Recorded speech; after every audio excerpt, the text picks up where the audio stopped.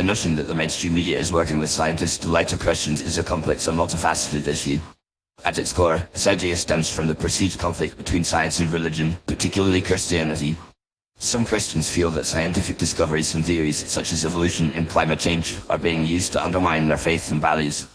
As a result, they believe that the media and scientists are colluding to promote a secular, anti-Christian agenda.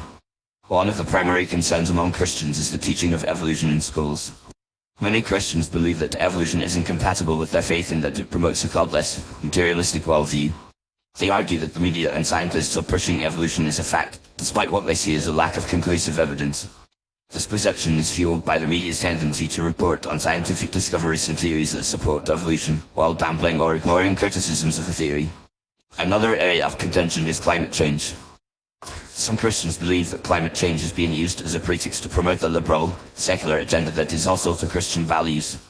They argue that the media and scientists are exaggerating the severity of climate change and its consequences, and that this is being used to justify policies that restrict individual freedoms and promote a socialist, redistributionist agenda. This perception is fueled by the media's tendency to report on the most extreme and alarmist predictions of climate change while downplaying or ignoring more nuanced and skeptical views. However, it is essential to note that the relationship between the media, scientists, and Christians is more complex than a simple conspiracy to lie to Christians. While it is true that some scientists and media outlets may have a secular or liberal bias, this does not necessarily mean that they are working together to undermine Christianity.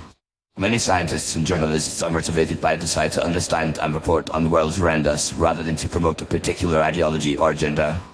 Moreover, the idea that the media and scientists are working together to lie to Christians assumes a level of coordination and cooperation that is unlikely to exist. The media and scientific communities are diverse and decentralized, comprising thousands of individuals and organizations with different perspectives and motivations. While some individuals may share a common goal or ideology, it is unlikely that there is a coordinated effort to deceive Christians. It is also important to recognize that science and Christianity are not inherently in conflict. Many Christians are also scientists, and they see no contradiction between their faith and their work. In fact, some of the most significant scientific discoveries in history have been made by Christians who saw their work as a way of understanding and glorifying God's creation. The idea that science and Christianity are mutually exclusive is a relatively recent development, and it is not supported by the historical record.